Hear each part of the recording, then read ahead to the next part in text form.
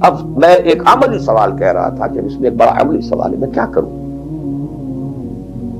میں ایک ایسے ماحول میں رہ رہا ہوں جس میں اللہ کا دین غالب نہیں ہے. میں نماز پڑھ رہا ہوں، روزہ رکھ رہا ہوں، میں شراب نہیں پیتا، میں سور نہیں کھاتا. چلو میں نے اپنا اکاؤنٹ جو ہے بینک میں جو ہے کرنٹ اکاؤنٹ رکھا ہوا ہے، میں نے کوئی سود نہیں لیا، نہ سود لینا چاہتا ہوں. کیا کروں؟ اکیلا چنا پہاڑ کو تو نہیں پھوڑ سکتا، پورا نظام تو میرے بدلنے سے نہیں بدل جائے گا. تو میں تو رہا پھر 40%، 50%، 60%، 70% کافر کا کافر.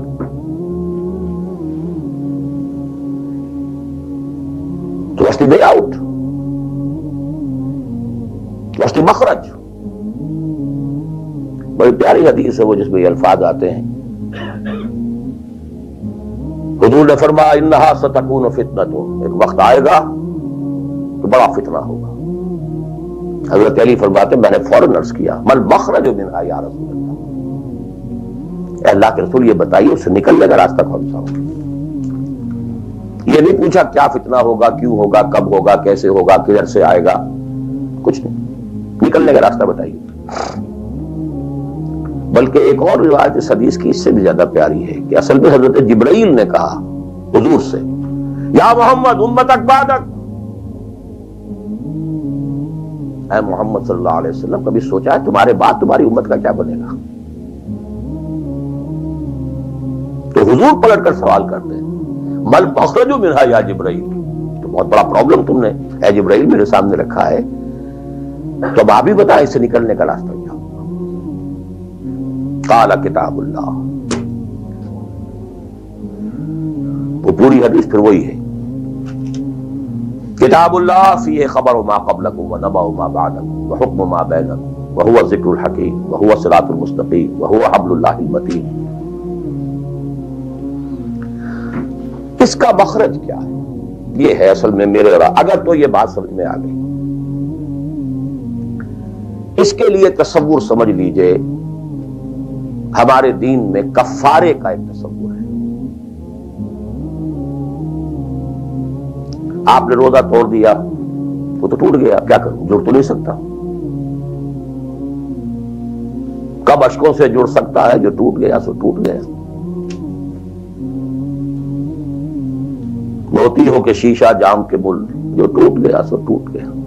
تم ناحق ٹکڑے چن چن کر دامن میں چھپائے بیٹھے ہو، شیشوں کا مسیحا کوئی نہیں، کیا آس لگائے بیٹھے، وہ تو ٹوٹ گیا. لیکن اس کا کفارہ دے دیا گیا. کفارہ ہے، قسم کھائی تھی، یہ نہیں ہے کہ اب توڑ نہیں سکتے، غلط کھا بیٹھے توڑو. کفارہ. آج میں اس لفظ کفارہ کے حوالے سے آپ کے سامنے وہ بات کر رہا ہوں.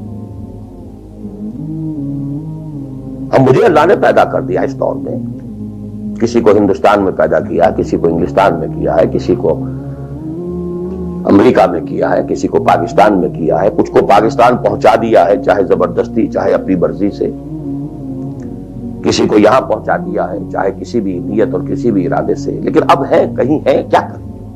کوئی کفارہ ہونا چاہیے، کوئی مخرج ہونا چاہیے. بس یہی کفارہ ہے. پھر نوٹ کر لیجئے اس ماحول سے سوائے سبسسٹنس لیول کے اور کچھ حاصل مت کرو،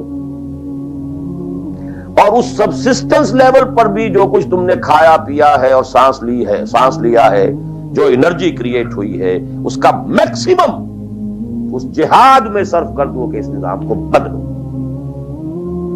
تمہاری یہ جد و جہد، تمہاری یہ کوشش کفارہ بن جائے گی اس کا. معذرتاً الی ربکم، معذرت پیش کر سکو گے اللہ کے.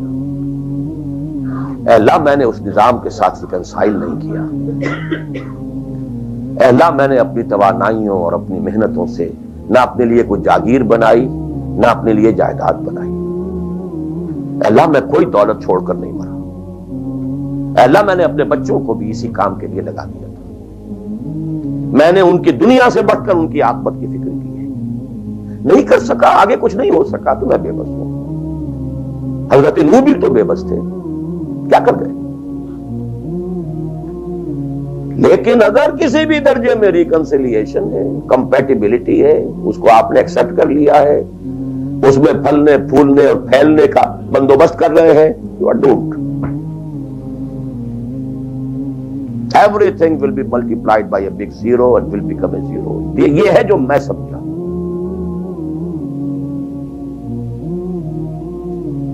اس کا نام ہے جہاد. کانسٹنٹ فرکشن، کانسٹنٹ اسٹرگل، جان مال. ان صلاتی و نسکی و محیایا و مماتی للہ رب العالمین. میری زندگی کا مقصد تیرے دین کی سرفرازی. میں اسی لیے مسلمان، میں اسی لیے نمازی.